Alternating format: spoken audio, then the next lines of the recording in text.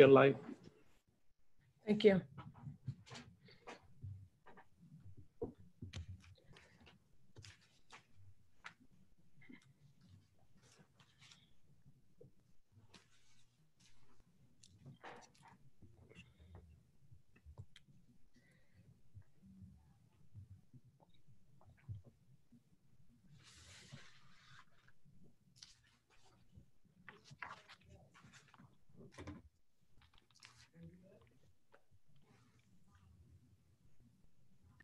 Okay, so good evening, everyone. We're going to give it just another minute or so as individuals are joining our webinar.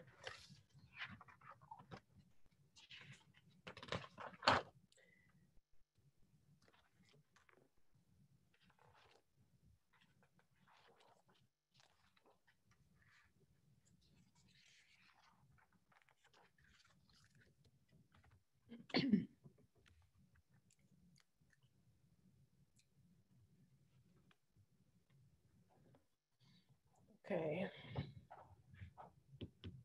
So we're slowing down a little bit.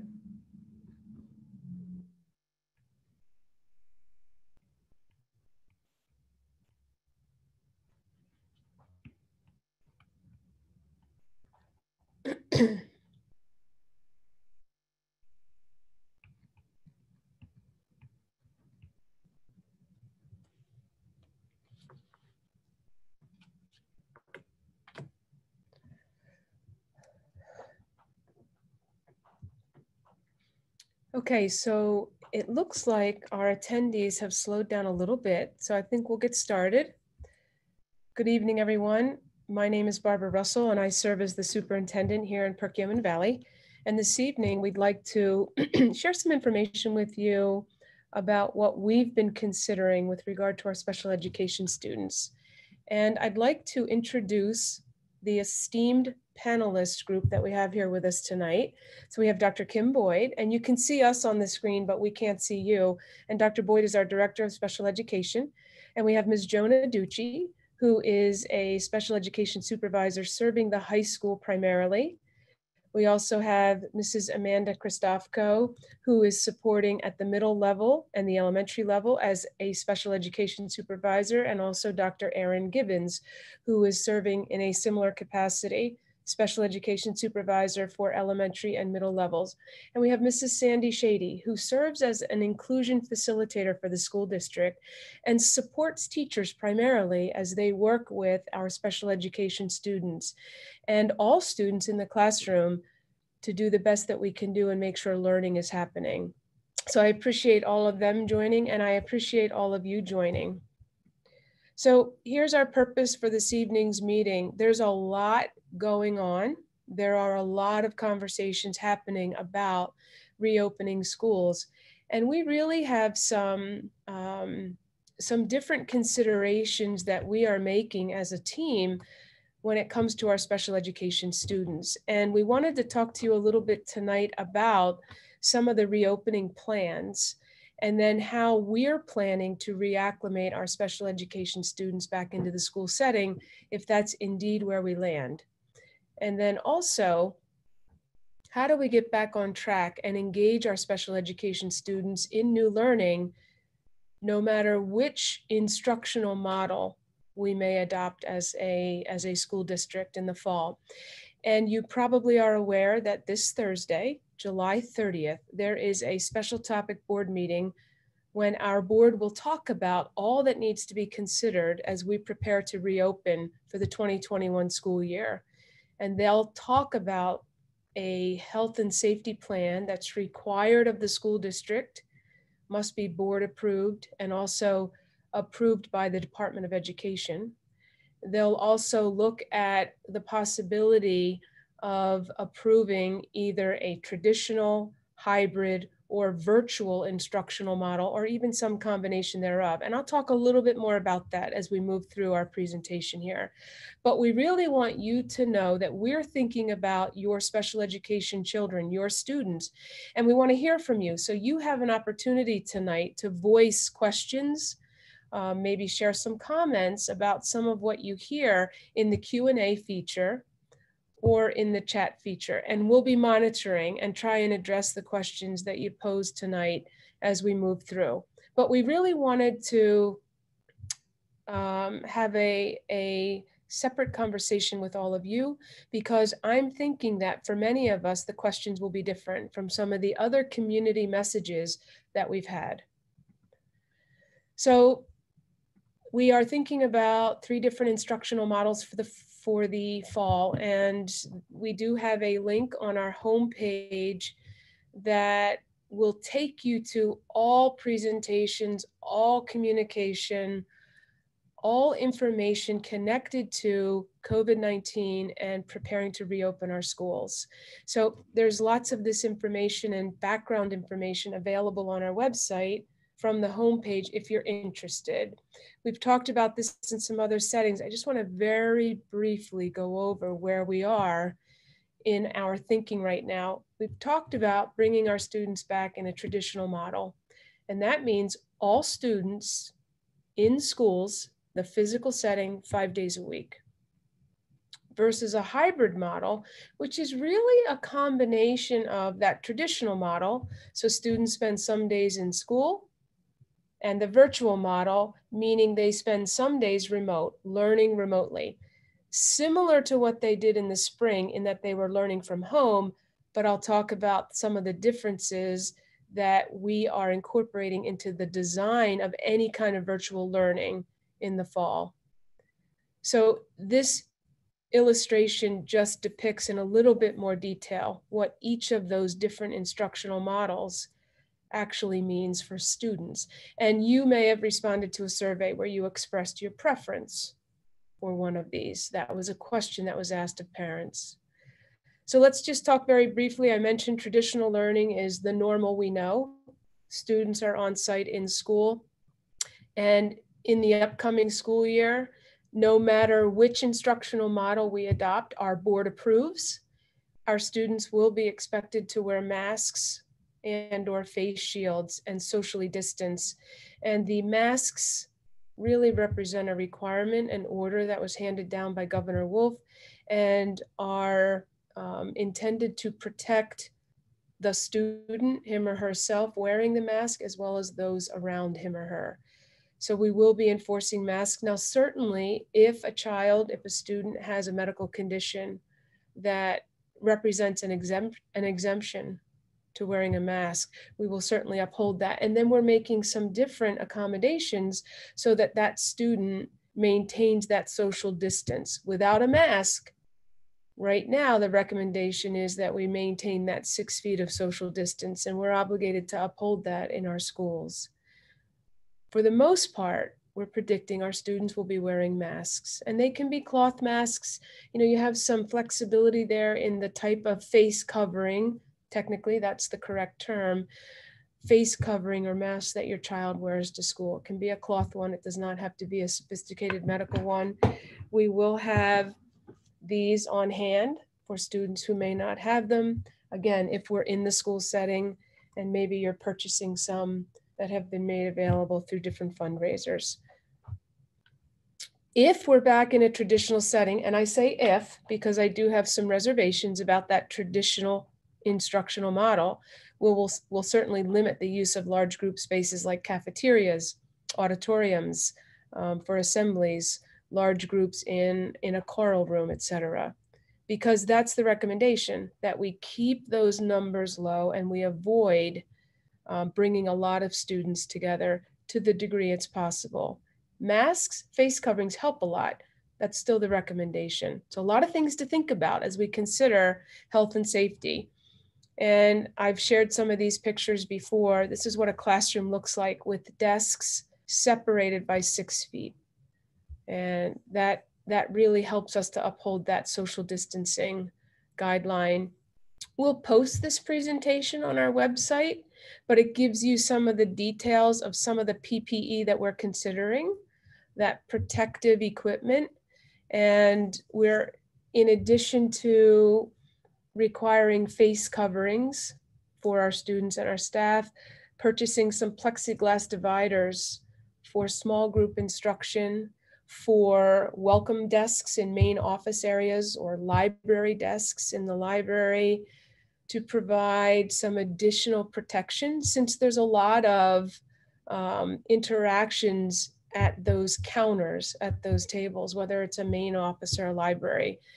In small group instruction, sometimes we're envisioning plexiglass to provide some additional protection to our students that may be seated at a table versus their individual desk. Lots of hand sanitizer. And we're focused on educating our students about the ways we need to think going into this new school year. And those ways are really different from ways of the past. So not only will our students and staff be wearing face coverings and maintaining a healthy social distance, there will be plexiglass around. There will also be lots of hand sanitizer and encouraging of our students to wash their hands frequently. And we'll be doing extra cleaning in our buildings, high touch surface areas. And we have updated some protocols so that we're really focused on that in the new year, cleaning restrooms midday as well as after school. So focused on that cleaning, that disinfecting of our buildings. Over here, you can see that there are some other aspects to the health and safety planning that right now we're thinking about. And we will encourage students to keep their belongings to themselves and personal to them. So no sharing of food or drinks, and water fountains will be turned off. We'll encourage students to bring water, or we'll provide it in coolers with some disposable cups. And we're hoping that for the most part, every one of our students has access to his or her own Chromebook to use. That's our goal. We may be a little short at the beginning of the year, but our goal is to make sure every student has access to a device, and then maybe that device can be quote unquote their device, their resource, similar to a textbook that they would be assigned. We want to limit sharing as much as possible. And whenever we move through hallways or situate ourselves in cafeterias, we'll do so in a way that maintains that healthy distance. One of the strategies we've learned mitigates the spread of the virus, and that's really what grounds and serves as the foundation for these different classroom strategies and guidelines that we're now following. We want to mitigate the spread of the virus. We'd like to get our kids back in school. We want to mitigate the spread of the virus while we do so. So just some more pictures of some of the considerations we're making and what it looks like. We also have face shields in addition to face coverings that can also offer an added layer of protection. And this would be a divider that might exist between a small group of students, again, providing that additional protection.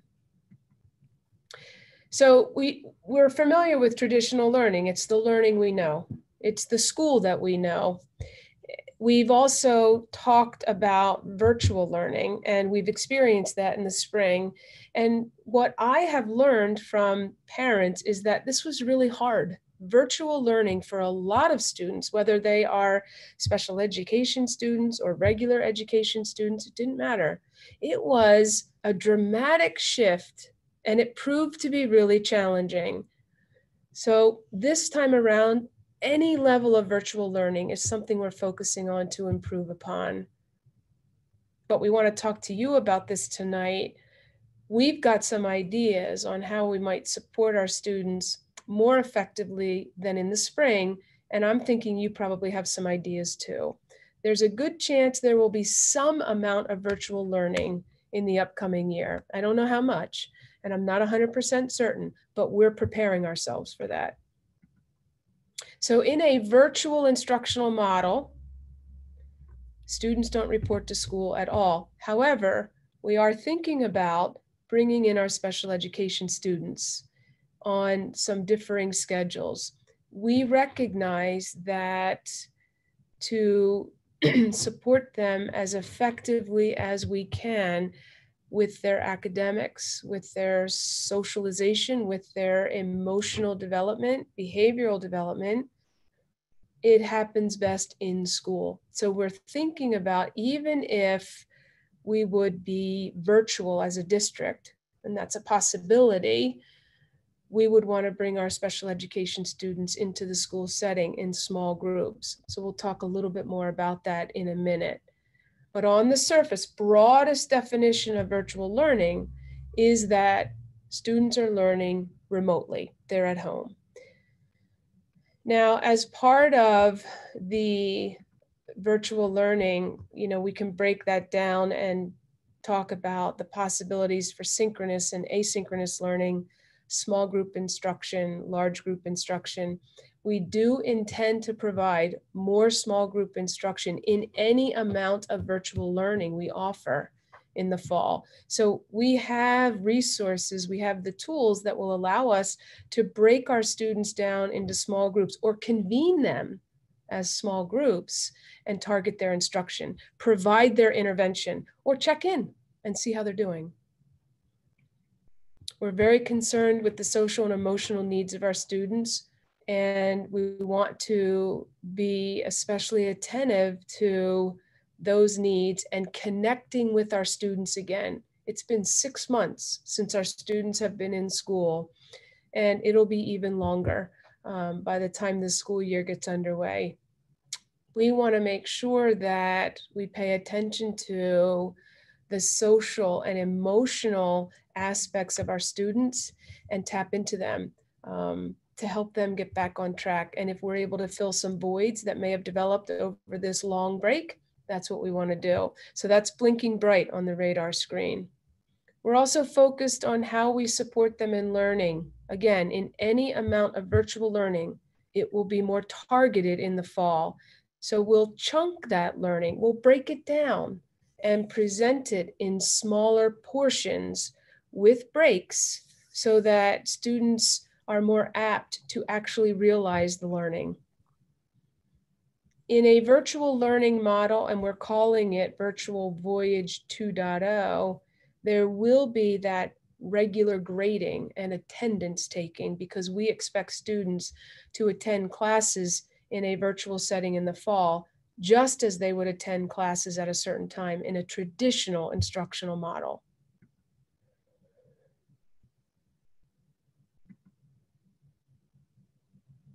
So I just want to call out again and emphasize that we're thinking differently about the spring virtual learning here in the green column and the blue virtual learning, which really represents some of the qualities of the virtual learning we're planning for in the fall. Again, to whatever degree that may be occurring for our students.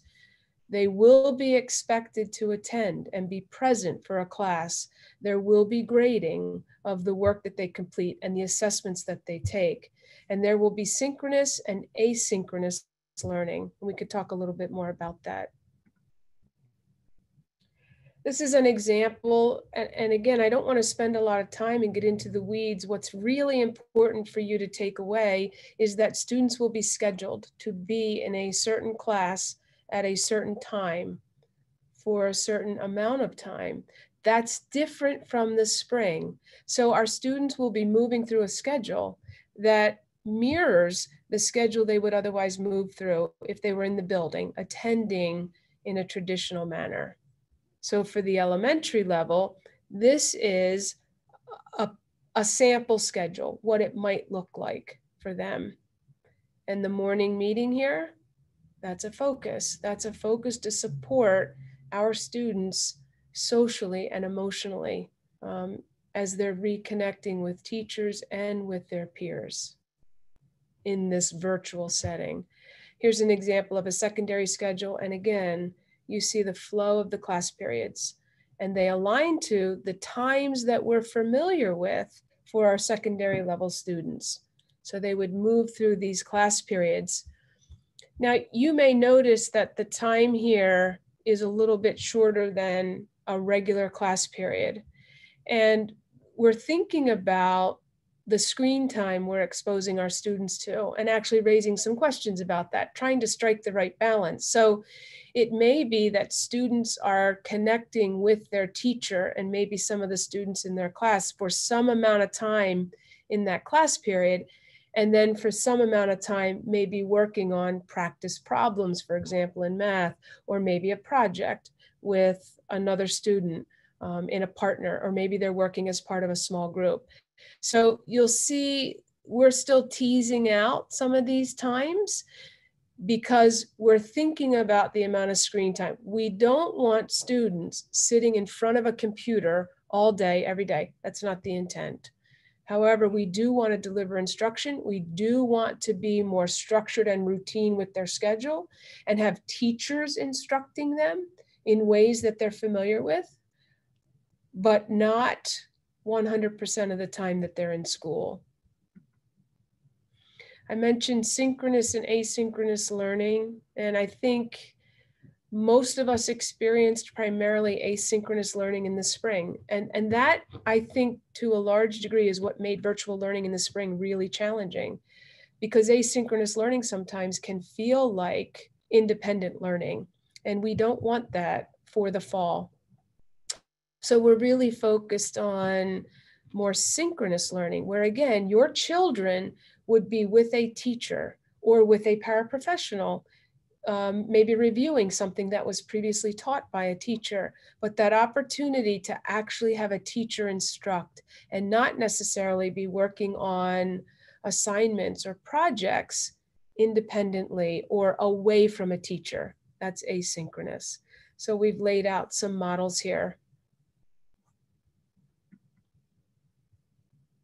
So we have a couple different virtual options. We're focused, I'm talking about this first column right here, PVSD Virtual Voyage 2.0. And these are some of the characteristics. So when you maybe take some time to review this presentation, this is the column that you want to refer to. We have a previously existing virtual school. We have a very small number of our students that participate in it. This Virtual Voyage 2.0 will be instruction that's delivered by our teachers following our curriculum. So when I talk about that virtual instructional model, it's this first column I'm focusing on, and I'll ask you to do the same. You may be familiar with some cyber charter schools. They exist out there. They are also considered public schools, and some of those charter schools are cyber charter because they only offer virtual learning experiences. And I'd like you to know that we can do the same thing. We have actually two options. I'm encouraging this first column here, and that's the virtual instruction we'll deliver. And overall, Perkiomen and Valley tends to do much better in terms of supporting its students with learning than a lot of our cyber charter schools. They exist out there though, and some of you have asked some questions about those. The hybrid model is the most confusing and complex logistically. It's very challenging, and it's somewhere in between that traditional model, school we know, and that fully virtual model. And the hybrid's really a combination where we break our students down into smaller groups and bring them into the school setting some days a week and offer virtual learning the other days of the week. So one of the concerns that I have is bringing back into the buildings the full enrollments of our students right away. My suggestion is that we start with a hybrid and we have students in school a couple days a week. We reduce the enrollments by about half, and they split their time in school with remote. And certainly the virtual side of the hybrid provides some flexibility. When we create the schedules for when students are in school, we are focused on keeping siblings in school on the same days. And we're working, again, very closely with our teachers to be prepared for this model. So the hybrid model incorporates that traditional sort of learning that we know with the virtual learning we continue to try and get better at, because we anticipate there will be some amount of virtual learning in the fall. So this illustration helps us to see a hybrid involves students spending some time in school and some time at home at all levels, K through 12. That's the proposal. So to get into a little bit more detail about that, we would break our students, we would divide them up into a group A and a group B in all of our schools. And we're looking at doing that either based upon their last name or their transportation zone. So we're connecting it to busing in an effort to be efficient. We want to make sure though that no matter which system we go with, and our principals are really looking very carefully at both, we want to try and balance the students and make sure that we do the best that we can with decreasing those enrollments and decreasing the number of students in a building at one time. But regardless of whether students as part of that hybrid are in school, if I'm in group A, I'm coming to school Monday and Thursday. If I'm in group B, I'm coming to school Tuesday and Friday. And Wednesday is a day where we would alternate. Week 1, group A would come. The following week, group B would attend. So we'll alternate on that Wednesdays, and we're also thinking about affording our teachers some professional development time on that Wednesday. You know, we may change that. We may propose something a little bit different in how that time is allotted on Wednesday. There is a lot of new teaching and learning that's happening, and we want to make sure we offer the quality service, the highest quality service we are able. And part of that means working with our teachers. So there may be some time on Wednesdays that's also allotted to our teachers to focus in that way, to make sure the experiences these other days are as strong as they can be. You see the phrase live streaming here. And when we think about live streaming, what that actually means is that if I'm a group A student and I'm in school while my group B peers are at home, so if I have a class of 25 students, I've just divided, and now I have 13 of them in front of me, 12 of them are at home. These students at home, if we live stream, are tuned into the teacher's lesson. So they're listening from a remote location to the instruction provided by the teacher, the directions provided by the teacher, the assignment that's provided by the teacher.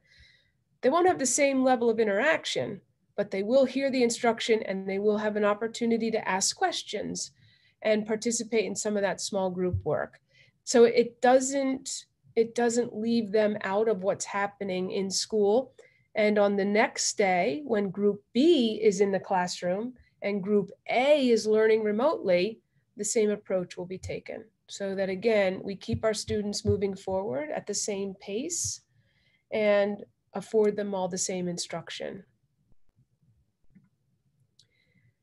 So this is just some additional information about live streaming and asynchronous versus synchronous. I mentioned a little bit about that before. Synchronous really means a teacher is delivering instruction. We're attempting to do that via live stream, where students would be either in the classroom with the teacher, listening to that instruction, being a part of that instruction directly, or remote through Zoom or through a Google Meet. Right now, we're really focused on Zoom. It has some very nice features that support teachers and students. So we're hoping to be able to get that. So we're looking at asynchronous probably one day a week on that Wednesday, and synchronous those other days.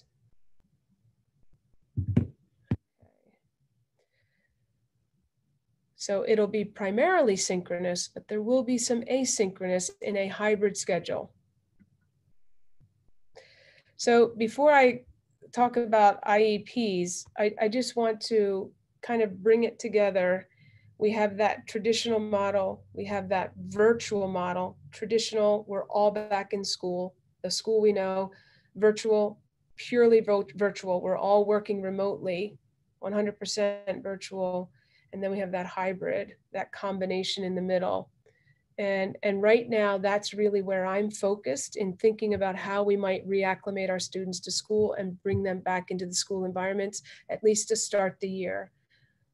please know that at any point in the school year, we could be mandated to shift the instructional model, or we could request that, recommend that of our board based upon the data associated with the pandemic.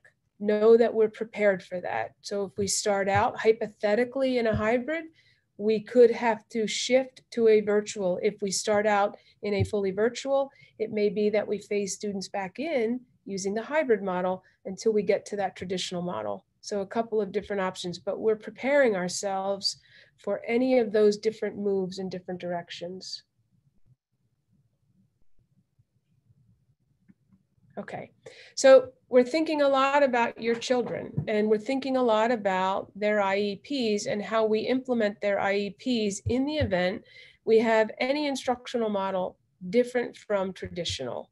And please know that we will uphold the IEPs and afford your children FAPE. We're obligated to do that, and that's our goal. That's what we want to do. And right now we're working on a variety of different supports based on what our students might choose. So it's possible that our board would approve a hybrid model as well as a virtual option. And the choice that you make is personal. And I want you to know that no matter which choice you might make for your child, again, if that's where we land with our board, we're going to support you in either of those choices. I know that in both the hybrid and the virtual instructional models, there are challenges because students aren't in school every day. And we want to afford our special education students the services that their IEP dictates they should be receiving. So their schedule might actually look different, whether we're in hybrid or virtual, than the schedule of other students. Anything that we do with our special education students or any students on site will uphold those safety guidelines, those health and safety guidelines that we keep referring to.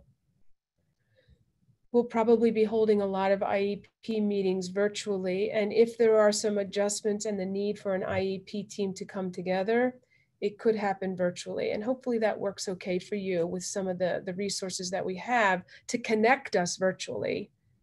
Any revisions that occur will warrant an IEP team meeting. So our team, that group of individuals that I introduced to you, you probably know some of them, maybe not all of them, but they're working on organizing those IEP team meetings. So here's what we're thinking about. We're thinking about students who receive full-time special education supports or services come to school 5 days a week. And again, whether we're in a hybrid or we're in a virtual, this is what I would like to recommend, that these students come to school 5 days a week to get the services that they would otherwise be receiving in a traditional model. Students who receive supplemental special education supports will attend 4 days a week. So they're going to be in groups A and B, so to speak. They'll come to school Monday, Tuesday, Thursday, Friday. They'll follow that hybrid schedule as if they're a participant in both Group A and Group B. And then lastly, our itinerant special education students who are our students who are in primarily regular education classes, they'll follow that hybrid schedule that I described. They'll be a member of Group A or Group B. So they will attend school on site 2 days, remotely those other 3 days. And our teams continue to work on this. You can see the note here. They continue to work on what's best for our students, looking at the data and the IEPs of our individual students. And no matter how we start the school year, we will monitor their progress and make any recommendations that are appropriate based on the data and our progress monitoring. So this is an aspect of our planning right now that I wanted to talk to you about and get a sense of your thoughts on, because it's different from our regular education students in that population. We don't want to overwhelm our students. we want to make sure we acclimate them successfully back into the school setting. So we're interested in your feedback on these ideas around full-time versus supplemental versus itinerant. And I just want to emphasize again that we are emphasizing ourselves focused on social and emotional learning, and recognize that a lot of our students have been without the social interaction they're typically used to. And we want to make sure that we are aware of that and we address it and make sure that those connections with our students are rebuilt, reestablished, if you will, the relationships rebuilt, and we're supporting our students in these areas as well. We'll provide interventions and supports in ways that are similar to what they get in a traditional setting. We'll capitalize on our paraprofessional support people to create small groups. So while a lot of it may be happening virtually on days when they're not in school, if your child falls into one of those categories, there will still be that small group instruction that's targeted to the needs of our individual students. And we'll continue to administer assessments and take advantage of technology and really capitalize on technology resources to the degree that we're able. And Dr. Boyd has also included here some resources for families. So again, this will be posted on our website.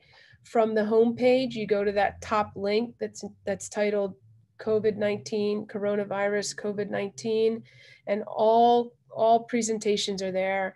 And she wanted to call out that Tuesday, August 11th, there is an informational session, and this is an advertisement or a flyer that helps you to know what actually will be presented. So it's Carol Clancy. She's the director of the Bureau of Special Education at the Pennsylvania Department of Education. And she's going to provide an overview of some of the key components and guidance that's being provided to schools. So we're following their lead and now sharing that information with all of you to let you know we're really focused on IEP services in the fall. Very uncertain times, unorthodox approaches to school. However, we're really focused and thinking carefully and critically about supporting our special education students and those that have IEPs. Now, I'm going to stop sharing my screen and answer some questions. Would that be okay?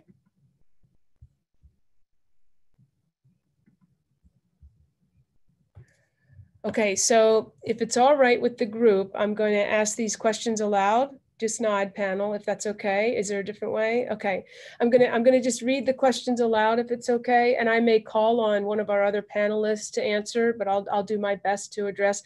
Will a face shield be acceptable, or is a mask and face, or is it a mask and face shield? Great question. For most students, a mask or a face covering will be acceptable. We recognize that there will be some cases where it may be more appropriate to actually have a face shield for a student, and even for some of our teachers, as students need to be able to see what our teachers are saying, how they're sounding out letters or sounding out words. That'll mean a little bit more distance, but our preference and what we're requiring is that students wear a mask or a face covering. If there's a medical exemption or some other reason we need to talk about them wearing a face shield, we can talk about that. There will be times when our teachers will wear those face shields so that students can actually see what they're saying. Anything else to add there, anybody? Okay. So I'm just going to go right down the list here. My son has an IEP, but will be in a regular kindergarten class. Does he fall under special education? That's a great question to ask your case manager or one of our supervisors. So I will, since your child is starting kindergarten, I will point you in the direction of Mrs. Christofko here if your child goes to South or Evergreen. And if your child goes to Skipback or Schwenksville, Dr. Gibbons. So you can reach out to either one of them. You can get their email addresses and they can talk you through that and give you a little bit more information specific to your child's IEP. Okay, how does a student who needs modeling and hand over hand help succeed in a virtual setting? Yeah, I think that's a great question. And these are very different times for us in terms of teaching and learning. We are going to avoid touching one another to the degree possible. However, I don't know if anybody from the special ed team can help me out here with any specific strategies that might replace this hand over hand. Anyone have ideas? Well, Dr. Russell, one thing I'd like to mention is I know these questions came in earlier in the presentation, so I'm not sure, this question may have been posed prior to when we shared about the types of services that we want to provide to students based on the amount of special education services they receive. So a student that typically requires a great deal of support in that hand over hand and that type of modeling might be one of our more intensive students that we are suggesting would come to school. We also do recognize that there may be other circumstances or medical conditions that perhaps prevent families from wanting their children to attend, school within the building. So if a child were to still remain in a virtual setting and require that, if the child, let's say, has adult support, a one-to-one aide or additional adult support in the regular classroom, that aide would likely be present in the virtual classroom and could potentially offer cueing to the student. We've talked about the possibility of breakout rooms where the teacher could work with smaller groups of students and or a paraprofessional could also work with the students so that we could drill down a little bit further and then further customize, I guess, the instructions, so to speak. I don't know if anyone else has other ideas to add to that. I think we want to do everything that we can to support our students learning in these very different environments. So some of those ideas that Dr. Boyd shared are ones that we'll implement, as well as new ones that come along. I know that we're going to discover some better ways and more effective ways as we continue on this journey. That's what I'll call it, a journey. So the next question is Virtual 2.0 taught by PBSD teachers? Yes, it is. Virtual 2.0 is taught by our teachers, whereas that other PV virtual, and I don't want to be confusing with the different virtual models, but that other model that I didn't speak too much about, and that was intentional, PV virtual, is a different virtual school that's existed for years in our high school that's not taught by PV teachers. So any level of virtual instruction that happens for our students in the fall, whether it's as part of a hybrid or a 100% virtual model, will be delivered by PBSD teachers. And then the question is, if a teacher is delivering instruction in the virtual setting, will they also teach hybrid? We don't think so. However, it may be that if I'm a high school science teacher, I could have some classes hybrid and maybe one class that's virtual.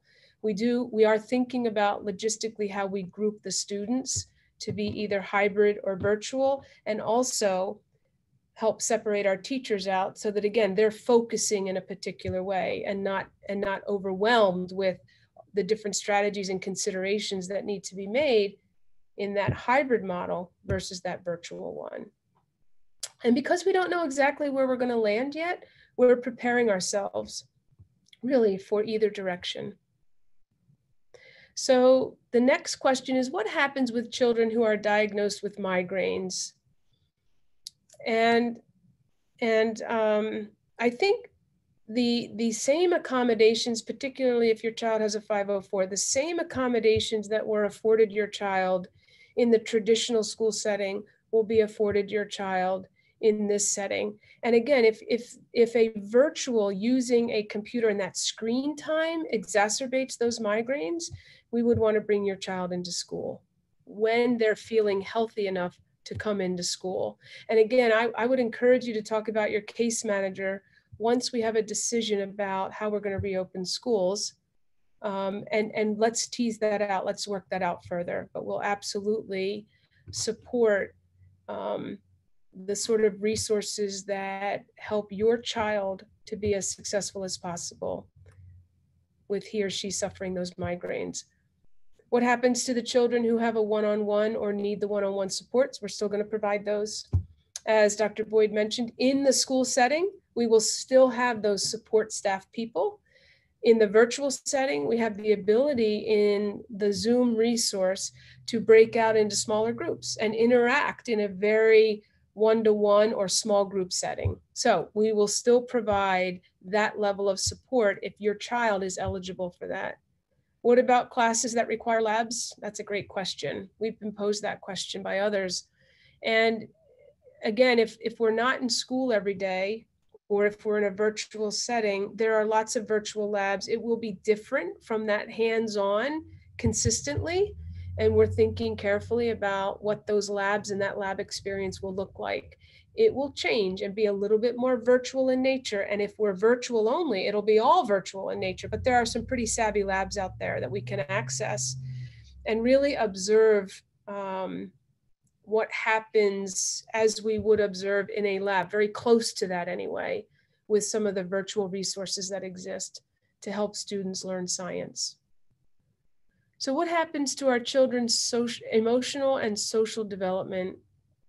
And I've mentioned that a couple times tonight, and I can't stress enough our concern and focus on that emotional, that social development of our students, and the awareness that we are all trying to have going into the new school year. And again, regardless of the instructional model, that will be a component, that those connections with our kids, reestablishing those, building those relationships, creating that safe environment, and finding ways to help all students be successful, just as we would in a traditional classroom. Those are our goals in these different settings, hybrid or virtual. And what happens to our children that cannot learn virtually? And I would agree, there are students who really struggle to learn virtually. Then we want to talk to you about that and talk about bringing them into the school setting. So our special education students may need specially designed instruction that looks like that. So we'll talk more about that. And I would encourage you to reach out to one of the supervisors here. If you have a high school student, it's Miss Aducci up here that you can reach out to, or your child's case manager. That's fine too. The question is, as I'm reading through the chat, have you discussed or thought how one-on-ones will interact with the students and maintain social distancing? Will they use desk dividers? And thank you for all that you're doing. Thank you for your kind words, Mr. Colgan. You know, we've thought about that. How do we help our students realize that social distance, that 6 feet? And I want to offer that it is a recommendation. Our students remain 6 feet apart without masks or more, 6 feet or more. If our students are wearing masks, they can be a little bit closer. One of the ideas that we have is those pool noodles that you see are about 6 feet in length. And if we give some of our students those pool noodles, we don't want them hitting each other with them or playing around in that way, but they might help them realize that distance, that social distance. So I think it's something we're gonna have to coach, just like we're gonna have to coach our kids to use hand sanitizer, and we're gonna have to coach our kids to wash their hands and avoid touching their friends or interacting in that way. And our youngest learners do that. That's very natural for them. We're gonna have to coach our kids on keeping that distance. So we're thinking about some different strategies, tape on the floor, those noodles. Our teachers are very creative and they come up with very thoughtful ways to help our students realize things like this. So we're working on that. Okay, if you're asking kids to come into the building for small group services, even if they're virtual, how will those that have immune issues or siblings with immune issues be accommodated? Important question. And again, we would want to, in the case of an immunocompromised situation, one of the recommendations from the Office of Public Health, Montgomery County Office of Public Health, is to wear a mask and a face shield to double up. That provides an extra protection. So we could talk about that. And if that's too stressful, or you feel as if that puts you, your child, your family at too great a risk, then we'll work with you in that virtual environment too, where again, we want the teacher-student interaction to be stronger than it was in the spring. But we do have some ways that we can reinforce with PPE to help safeguard students even more. And one of those ways is doubling up, wearing that face covering, that mask, and the face shield. So we can talk more about that relative to your child. Again, you can reach out to a supervisor or a case manager. What about students who are waiting for evaluations? That's a good question. And I'm going to defer to somebody else here about the timing of that. Can anybody from the team help me to know where we are with the timing of these things and what's happening? Anyone? Do we have a schedule? Do we have a system? Sure. Again, we were waiting again for the health and safety plan to be approved before we could even consider doing anything through the summer. So we're looking to do potentially, I know we have some early entrance types of things. We have gifted evaluations, those kinds of things, as well as IEP evaluation types of things, MDE evaluations waiting to take place. So we will be prioritizing those. And yes, upon the resumption of the school year, we will pick up evaluations that had been waiting or left waiting upon, from the closure in March. And again, I don't know if the supervisors have anything they'd like to add on to that at all. We have looked into different face shields. We were already doing a lot of our testing through iPads, which limits the contact between student and the assessor. So additionally, other districts in the county are looking into those things. So we'll be utilizing many of those types of things for it to be the safest possible situation as we can.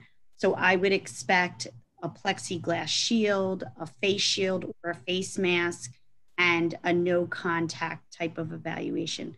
And as soon as we can start those things, we will. Very helpful, thank you. Okay, let me move on if it's okay with the group. Would the class be a certain number of students, meaning no more than say 5? So I think the question really is around our small groups and do we have a threshold? Do we have a number that we tend to work around as a minimum or maximum? Special ed, can you help me out there?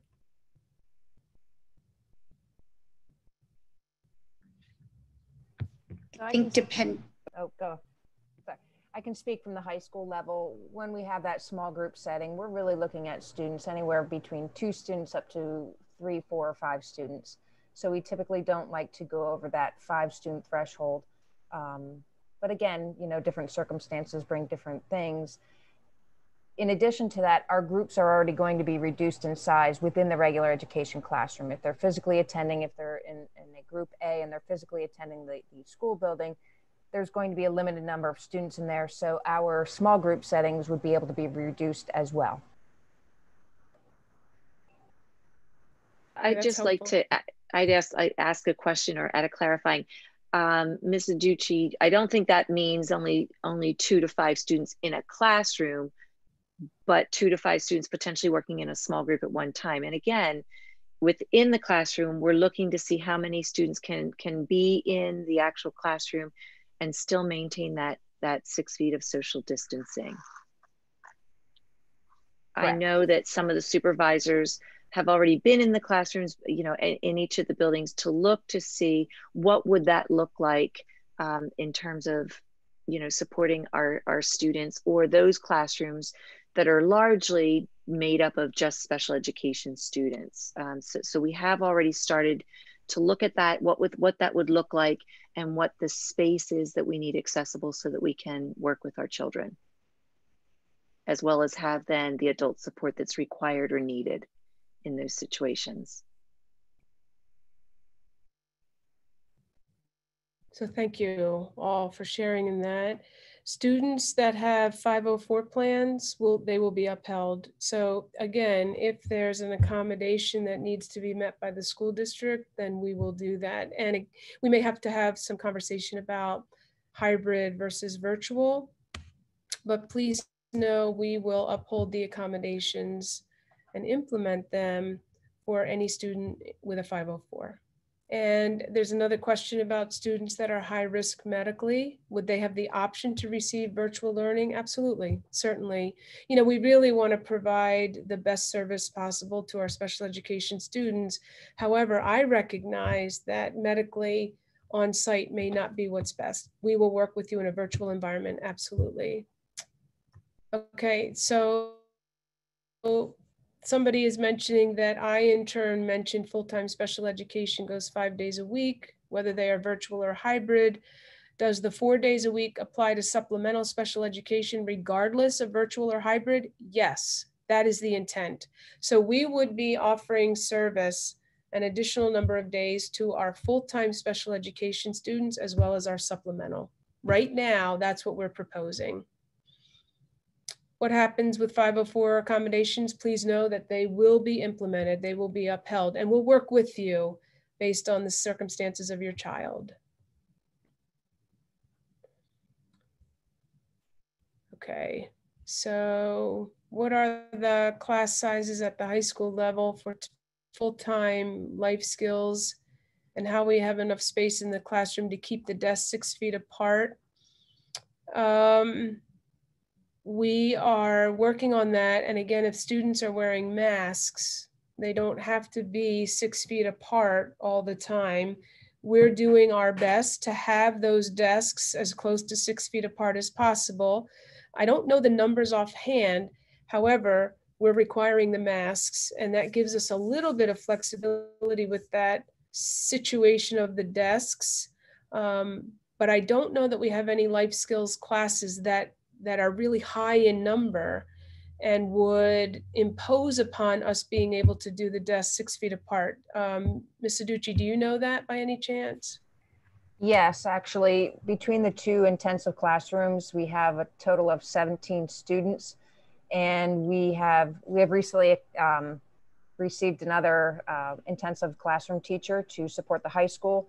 So we have 2 classroom teachers, 2 full-size classes to support the intensive, which would be the intensive AS students as well as the life skills students as well. And we're also looking to add in a 3rd neutral area to accommodate for overflow so we can maintain those small groups, improve in our social distance and limit exposure so that we're traveling in smaller groups versus say 8 or 9 within the classroom. So we'll have the 2 classroom settings that we can utilize, as well as we're looking at a 3rd overflow space for small group settings. Great, thank you. You're welcome. Will students with a 504 follow a different schedule than IEP students? They will not necessarily follow the 5-day or 4-day. 504 students, unless there are some extenuating circumstances, 504 students will follow the Group A, Group B schedule. And again, if you have some specific questions about your child, please don't hesitate to reach out to your school counselor in the case of a 504. So another question, would students who stay with their cohort, Group A or B, during the hybrid still be able to receive in-person smaller group direct instruction on the 2 days they are in school? Certainly that's our intent, to make sure that if students tend to receive small group instruction, that they will continue to do that, which is really why we want to bring them in extra days too. We want to make sure that we're offering them the services they're eligible to receive. So we're envisioning small group instruction as part of their experience, yes. Anybody feel differently here? Okay, good. What is procedure for class teaching hybrid for high school if a teacher contracts the virus and is out for an extended period of time? We would most likely bring in a substitute. And if any teacher has to be absent during any year, then we would bring in a substitute. If the question, Mr. O'Malley, is really around contact tracing and what happens in response to someone becoming ill, I think Mrs. Lewis is on our call and she can speak to that. We are following an algorithm, and we have a protocol that we follow in the event there has been a positive case or even test result in the school setting. Let me just see if I can get to Mrs. Lewis and unmute her. Okay, Mrs. Lewis, I let you talk. Anything you want to add to that?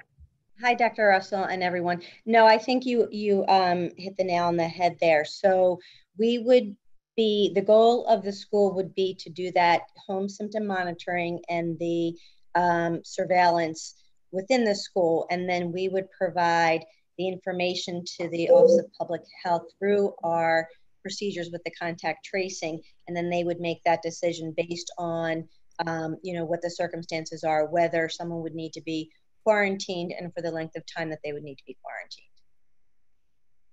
Okay, helpful. And there's a follow-up question, Mrs. Lewis. How will young students who show signs of sickness be handled? Will you require testing each and every time they are sick? Good question. Very practical. What do you think? That is a good question. And the first thing, because, you know, we also know that, you know, with a return to school, we are going to be hitting upon some allergies, and, you know, the flu season will be closely following. So the first, you know, if a student is excluded based on a certain criteria, that symptom criteria that they would have to meet, we would refer them to their primary care provider. Based on that information, the primary care provider would make the decision whether the student needs to be tested or not. You know, they would do their assessment. Is it something else, something, you know, bacterial, that, you know, an antibiotic? Is the student known to them that they have allergies? So it would really be up to the medical care provider what that decision would be. And they also follow the guidelines of the Office of Public Health in Montgomery County as well. So we'll be working in close connection with parents, with their providers, and with the County Office of Public Health in making those decisions. Great, thank you again. So we have a couple of questions coming in about if the board does not approve hybrid and instead all students are virtual, is there a way to at least bring students in for their one-on-one services like speech, OT, PT? Yes, we are trying to accommodate that. We are trying to accommodate special education students, bring them into the physical setting, even if all of our students are virtual. So again, we want to support our special education students with the specially designed instruction they're eligible to receive. So that would mean they may come into the physical setting as opposed to just remaining virtual. And there may be times when those services are tele-delivered. There will also be times when they will be delivered in the physical setting. That's our goal, to get our special education students back into the physical setting for the instruction that we believe is most effective when delivered from the physical setting. There's a question about Wilson instruction, and will my daughter be able to receive this for a half an hour? Absolutely. We should be able to do that and resume that in the fall. That'll be part of that small group or one-on-one instruction that we're able to provide either when your child's in school or on a virtual, you know, in a virtual model. So, you know, questions about socially distancing and how will our students who may be challenged with in their social development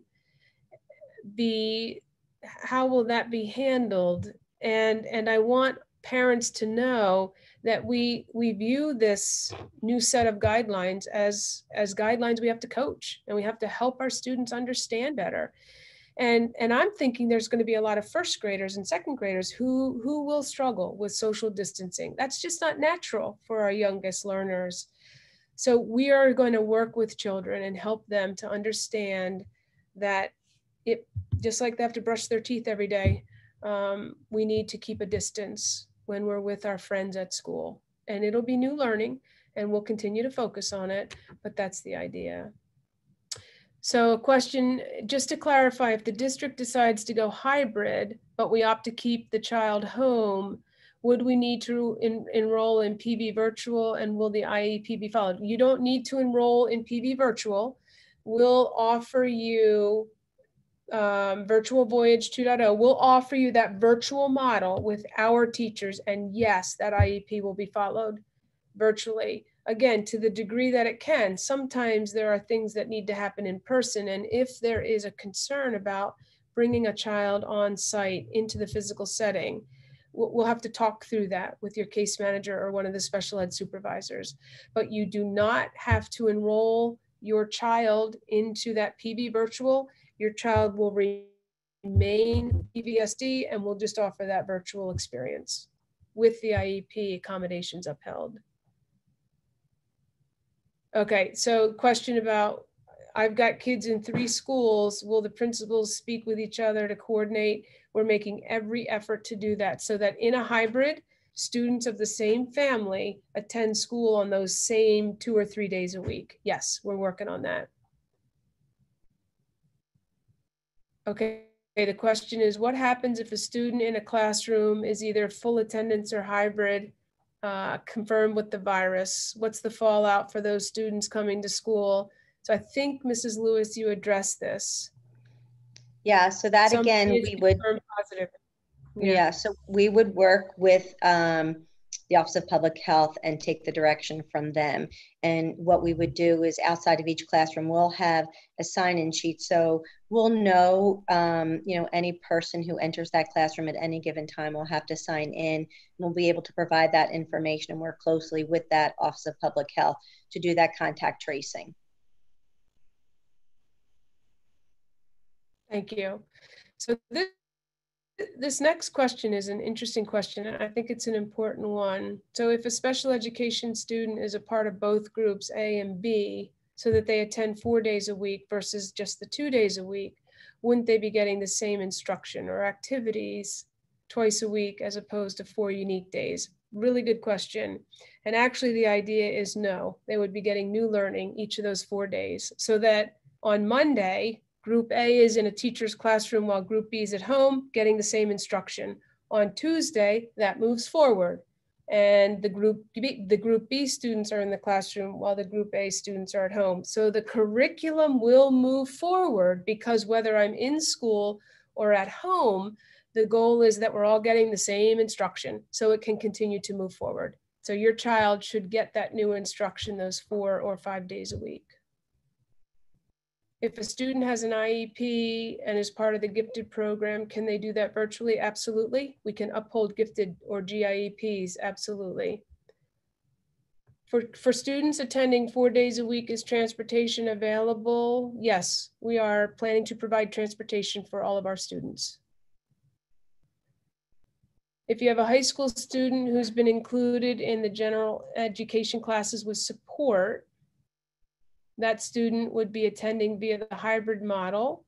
Would the student need to make changes to his schedule so he could attend 5 days a week, if that's the desire? And this student is actually watching the meeting and listening. So really nice to hear. So that's a good question. Again, we're right now envisioning that learning as moving forward each day of the week, and there would most likely be opportunities for some reinforcement and some review if that student was attending 5 days a week. Anything we want to add there?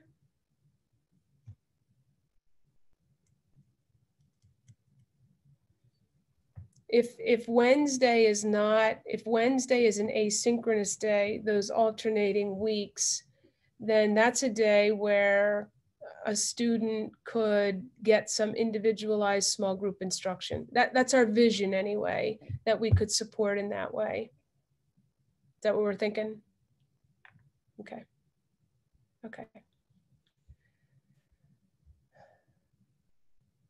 Okay, so somebody mentioned Springford came out with their virtual plan, and it's asynchronous, but will be recorded, and they can choose whether to join live or watch the recordings. It's up to the families. Is PV considering something like this to offer flexibility? It's a good question. We certainly want to be flexible, and we're trying to figure out how we afford families flexibility. However, we also want that structure and that accountability and responsibility for our students to be in class when it's scheduled. Some of our teachers are comfortable recording their lessons and others are not so comfortable. However, if a student would miss a lesson, our teachers work diligently to get them caught up. So right now, it's not set in stone as part of our protocols that a synchronous lesson will always be recorded. But what we can say is that we will work to get your child caught up if for some reason they miss a lesson, they're not feeling well, or just like they're absent a day from school.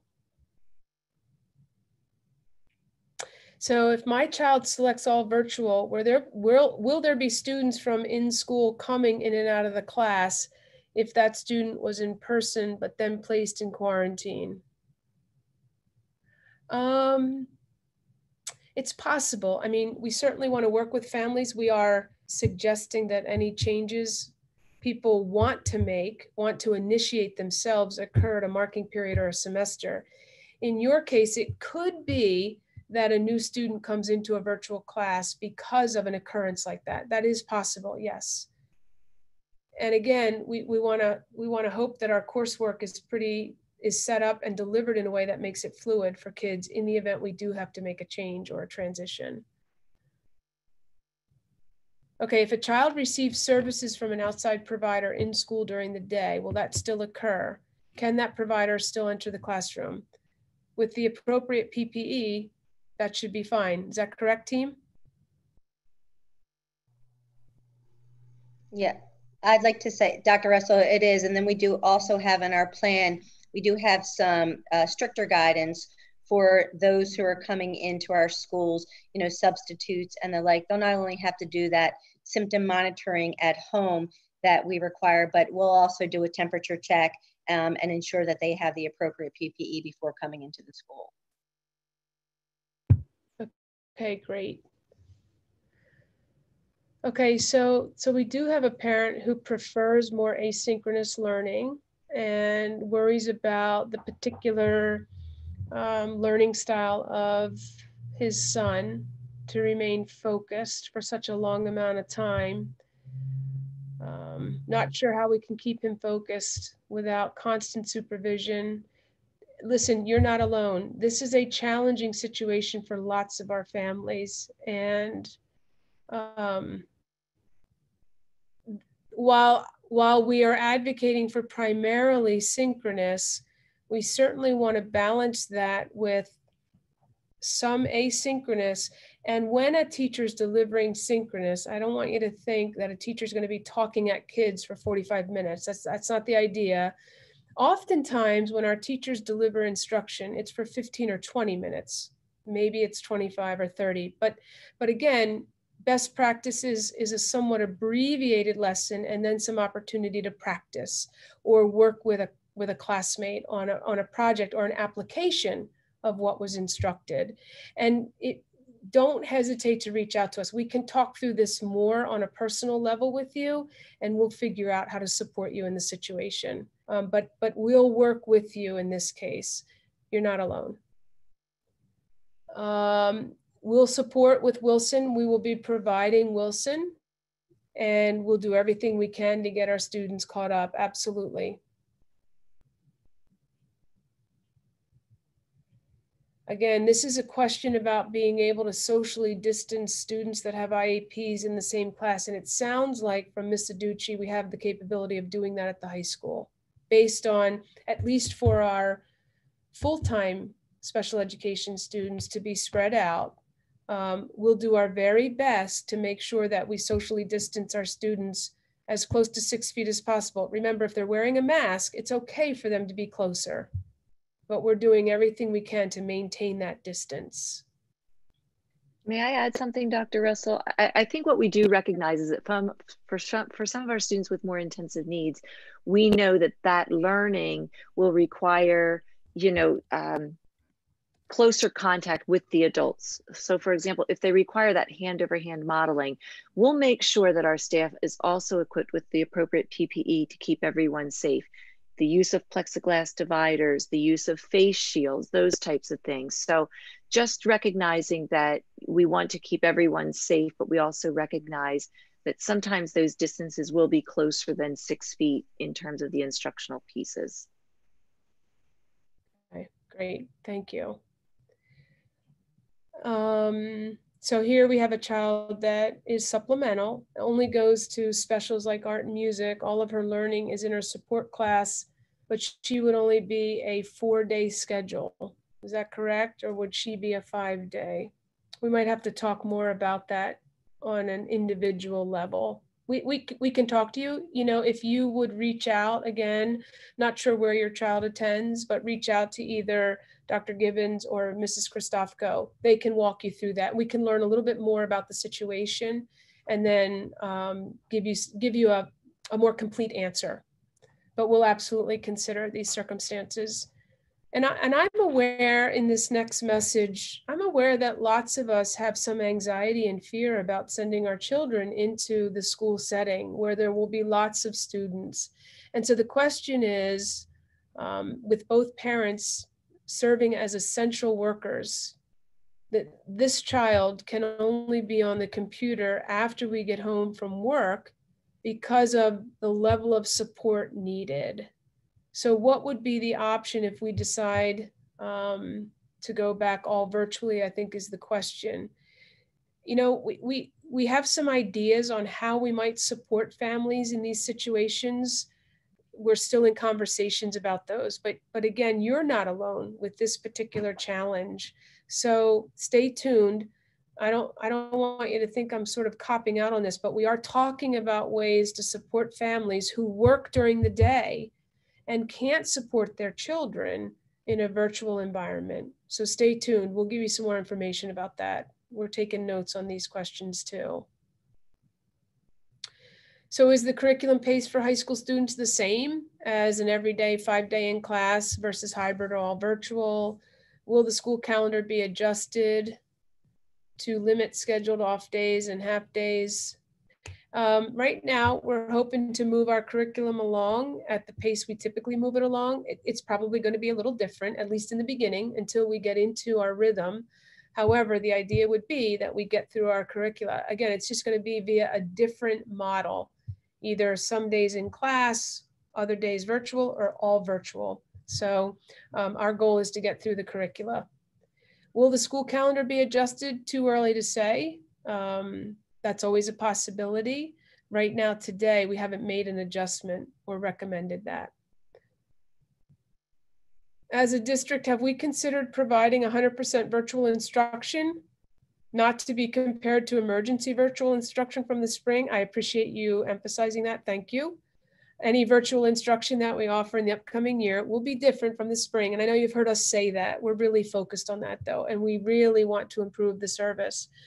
But we'll still have buildings open for special education students to come and receive services, supports on an individual, safe, and scheduled basis. Yes, that is true. So if we go 100% virtual, we are still recommending that some of our special education students come in to receive their services. And it'll be safe. We'll be wearing our PPE. We'll be upholding those guidelines we know mitigate the spread of the virus. That is our goal right now.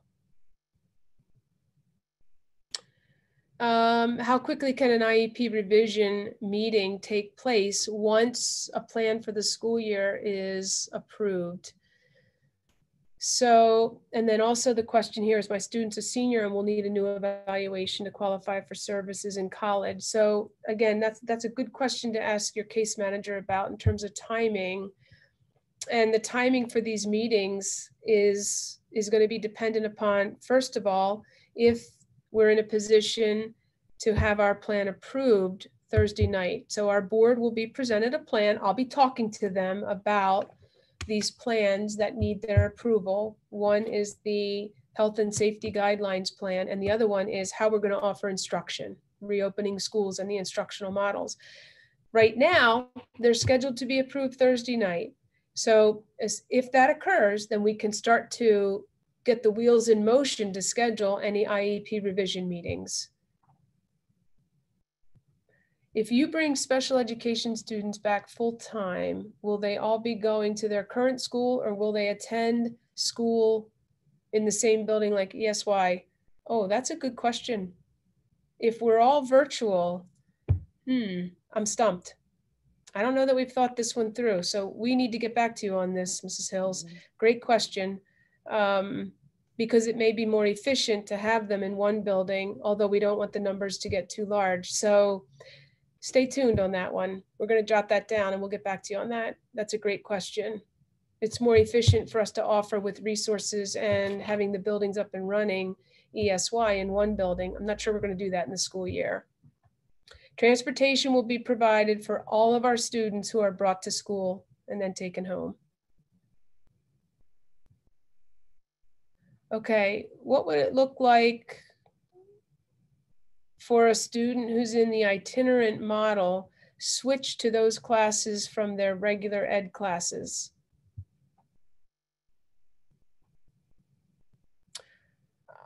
I'm not sure. I don't know. I'm not sure I understand the question completely.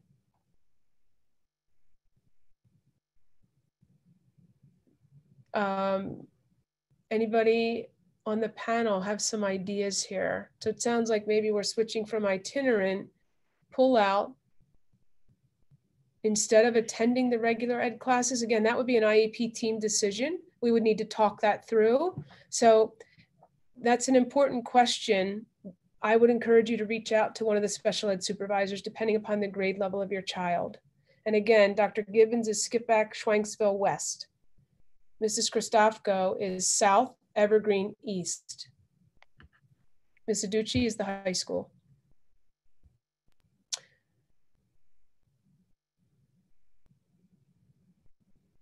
Okay, so this question is, if you're saying that special ed students are allowed in the building 2, 4, or 5 days a week, depending upon their individual support plans, whether PV does virtual voyage or hybrid, what happens if Governor Wolf shuts down the school? Am I correct in assuming they will not be allowed in the building?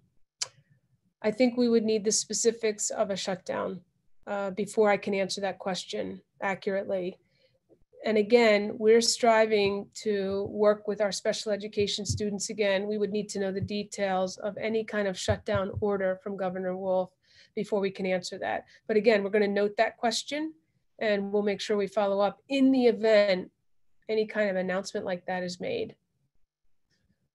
Okay, some children have symptoms related to their disability, may also be on the list of symptoms for COVID. Will they need to self-quarantine if they present, or will there be an exception?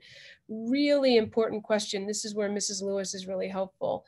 You know, we know that some of the symptoms that are on the list of our self-monitoring questionnaire are the same symptoms that can be innocent allergy symptoms and not or unrelated to COVID. So what would you say here, Mrs. Lewis? How will we navigate when students present with some of the same symptoms that are on our list? So that is a great question, and it is one of our concerns and one of the concerns for the nurses across the building. Fortunately, I say all the time, we're very lucky to have a certified school nurse in every building, and hopefully your child's school nurse knows your child and has a very good working relationship with you, because it is going to be on a case by case. We are going to have to do that symptom monitoring. I think one of the key takeaways could be is that fever. And we did change that fever requirement. We as a district are usually pretty conservative at 100, but the guidelines are at 100.4. And so we did decide to go ahead and be on the same page as the county and as the local healthcare providers, family providers. So I think that will be a key takeaway. Do they have that fever? It will be case by case. It'll be working with you and your provider. As I said, not everyone who gets sent to the provider is going to be tested based on their symptoms, especially if there's a history of certain symptoms. So, hopefully we'll be able to work through any concerns that you have with that and not just constantly be sending students for testing and for quarantine. Well, one of the just to add on to that, I think one of the questions that will be asked if your child is presenting with symptoms is, have you been around anyone? Where have you been? Have you been out of state? Has anyone that known to you been tested positive or quarantined themselves? So there's other questions that involve that contact tracing that is, not just specific to those symptoms as well. Very helpful. Thank you. Moving on, does the district actually believe there will be substitutes available fair question. Substitutes tend to be pretty difficult to secure. We're not sure what to expect in the upcoming year. However, it is something that we're focused on and thinking about how we might mitigate. So it's a fair question if we have teachers that are out or become sick. If my child's in school full-time, where would they eat lunch? So we're making accommodations in lunch. And we've got the elementary schools pretty well figured out. We've got the middle schools in pretty good shape. We're going to spread kids out so that they're more distant because they can't eat with masks on. So they really do need to be 6 feet apart. And we're shifting students from eating lunch in the cafeteria all the time to some other areas in the building. We may stagger start times so that we can get kids through their lunch in the ways that we need to. So we're going to spread students out and use other spaces in the building to do that. We may also move desks into cafeterias as opposed to tables. And then we can situate those desks 6 feet apart. If somebody is interested in PV virtual, the question is, how do I choose that? And I'm going to recommend that you reach out to Mr. Ryan Stanson-Marsh at the high school or Mrs. Laurie Smith here in central office, either one. And if you're not familiar with either of those individuals, please send me an email and I'll connect you with them. Happy to do that. Now, Mrs. Lewis, this is another question for you, although I don't know if she left. If a student is tested positive, are you saying everyone has to stay home for 14 days? This is confusing. When are we told there's a problem? Again, this depends upon what the Office of Public Health directs, and they will conduct the contact tracing. And that may or may not mean everyone in the class has to quarantine. I see did Mrs. Lewis leave us?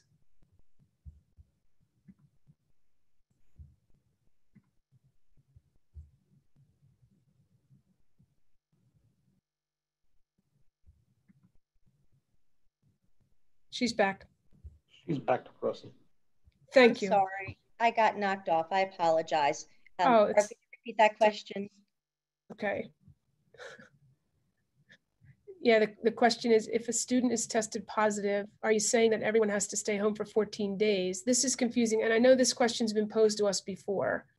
And when are we told? Yeah. When do we inform our community that there's a problem, that somebody's tested positive? Right, so that will be that Office of Public Health. It's under their direction. They'll be the ones probably to get the testing back first.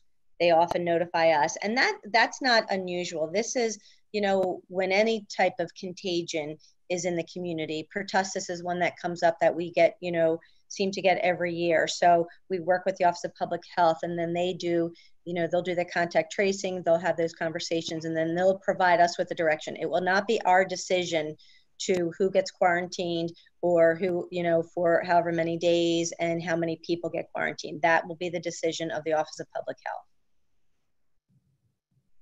Okay. And a follow-up question is, will temperature checks occur daily at school or before boarding a bus? And, we've talked about that in depth in many of our task force meetings. And the guidance is really that is not something that's feasible and reliable. The most important thing that parents can do in working as our partners is to do that symptom monitoring questionnaire that we'll certainly provide to, to families and to students. And, and as Dr. Russell said, coaching and educating families and students as to what that question monitoring looks like. So that really is going to fall on the responsibility before a student even gets on a bus or gets dropped off at school. We really don't want anyone coming into the building with any of those symptoms. Okay, so there's a question about live streaming from a classroom that could lead to a breach in confidentiality, or maybe even a parent at home observing some things that raise questions and violate the confidentiality of another student. So right now, that's a really good question and something that we're thinking about with live streaming. right now, we're going to set norms. That's our plan. And we would mute the video. The focus is on the lesson, not the people. So even the teacher doesn't necessarily have to be visible if that's the preference on the part of the teacher. So we need to talk more about that. But in the, the short answer is that we will establish norms and we will request a lot of video muting, if not for everyone. This is a good question too that's come up. Should we run the hybrid with Group A coming Monday, Tuesday and Group B Thursday, Friday? So Wednesday could serve as a cross-contamination deep clean, because then we won't be alternating the students. That's come up to us. And I think probably one of the hesitations around committing to that, because you point out a real advantage to that Monday, Tuesday, and then Thursday, Friday. A disadvantage is viewed as the break in time from being in school for some of our students. So the idea of the Monday, Thursday,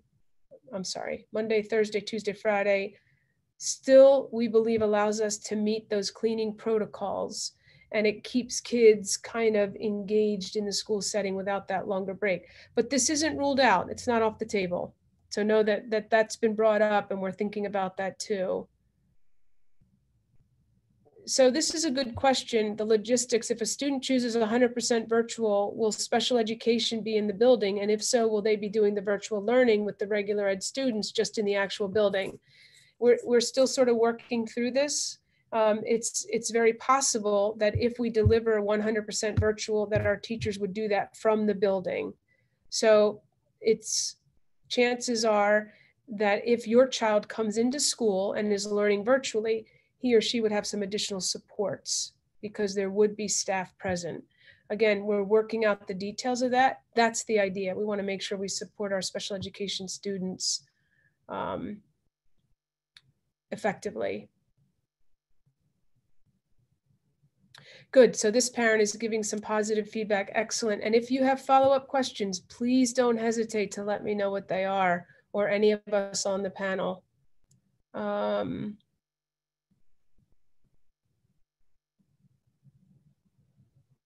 Okay, so this question is about special education students attending 4 days a week as Group A and B members. They would only receive new instruction and activities if all classes are live streamed. So our plan is that a teacher would deliver that instruction through Zoom or through a Google Meet. So it won't necessarily be via YouTube or Facebook Live. Our teachers are able to monitor and teach their students in the building and online simultaneously. We recognize this could be a real challenge, which is, again, something we want to call out and emphasize and support our teachers on.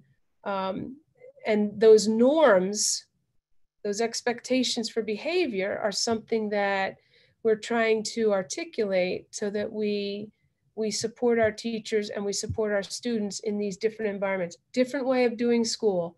We have to think differently, and that may mean some different rules and some different norms, as I keep referring to them. We're still working on that with our teachers. Do we have the appropriate tech, bandwidth, Wi-Fi, et cetera, to support live streaming in every single classroom at the same time? That's a good question. I think we're working to upgrade our bandwidth. I know our Chief Information Officer is on the line. So Mr. Ganesh, I'll let you pipe in here if that's okay. Sure.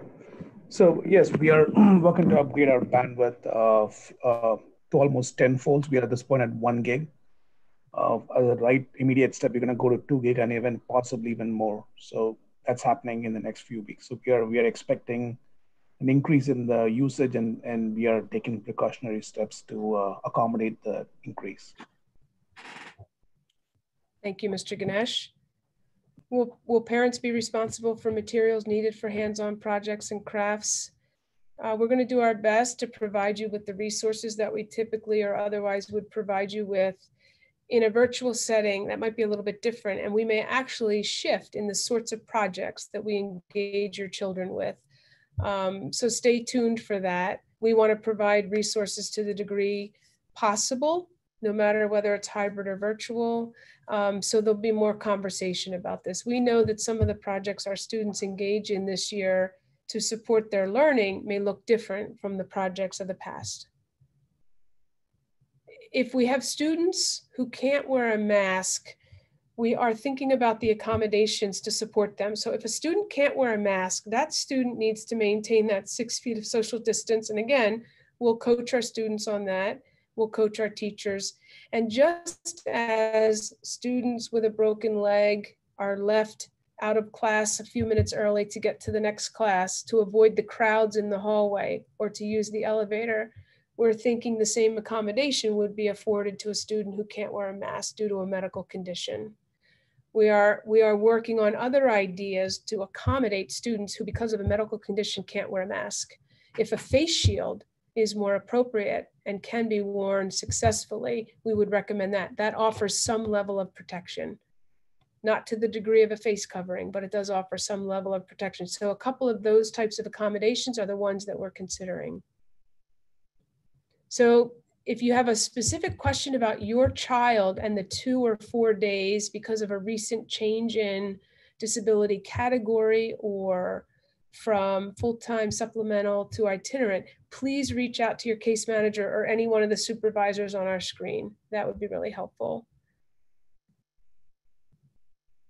Okay, so I think we answered the question about students who cannot wear a mask and also require hand-over-hand instruction right next to an adult. I think we talked about that. We have some ways that we're going to try and support, and we're going to morph some of those older strategies and accommodate in this new environment. So we will work with our students who, because of a medical condition, can't wear a mask. And again, one accommodation is maintaining that distance. The other is maybe offering a face shield. And we can talk more about that on a personal level. Okay. What do we do about Phys Ed and Health? Okay, so good question. What do we do at school about Phys Ed and Health? This is a high school student. And we're thinking about that a lot and thinking about getting students outdoors as much as possible for Phys Ed. Health would be similar to the way your other classes would run. Numbers in the class, number of students in the class would be lower, and students would be further apart and they would wear masks. For Phys Ed, what we're advocating for is, first of all, no contact sports and to get our kids outside as much as possible. Now, if it rains or snows, that's a problem. But that's what we're thinking. Ms. Aducci, did you want to add anything else to that? Any other ideas?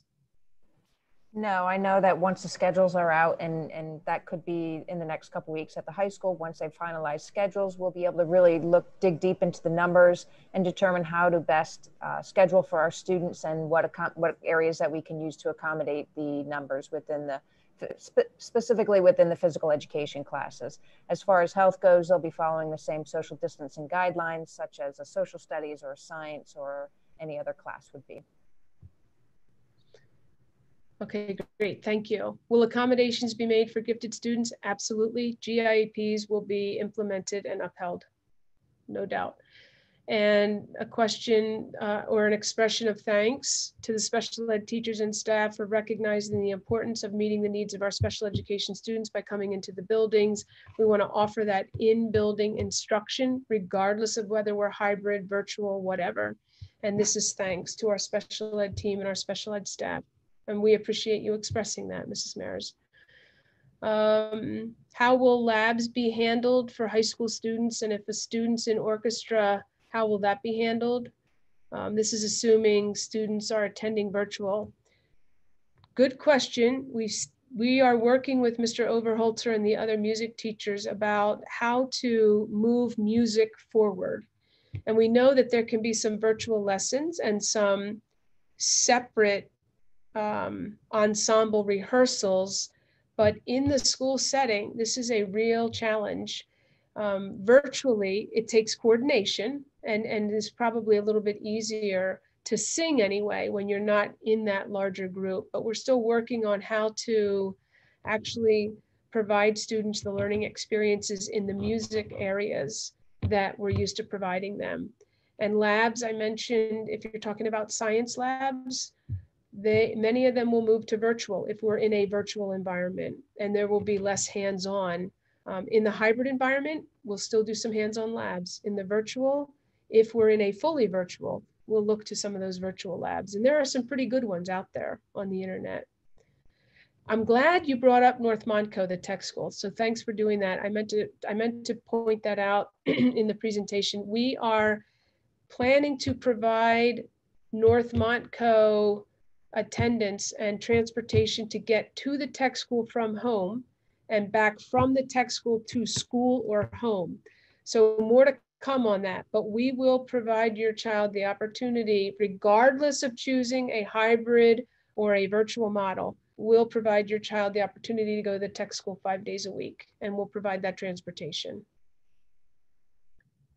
If a child shows up off the bus presenting with a fever, again, we need to investigate that. We need to follow that algorithm, and the Office of Public Health will be notified, and they in turn will notify the appropriate families, and as they conduct that contact tracing on the bus. Yeah, this is a good question. PE requirements for high school credits. How will they be addressed if the students are virtual? And I think that will become very creative for our students from our staff. And there may be some more independent or digital workouts that are organized for our students. So stay tuned for that. But we're going to support students meeting the credit requirements set forth. And again, particularly for our seniors who are looking forward to graduating at the end of the school year. We're going to get creative with how we offer some of the instruction and get through the curriculum. We have considered virtual classroom platforms other than Google Classroom. We're not interested in switching to a different learning management system at this point in time. However, we do like Zoom for the ability to interact with students, and we are seriously thinking about that and a subscription for our staff because it has stronger features. And this is a thanks. I appreciate the thanks.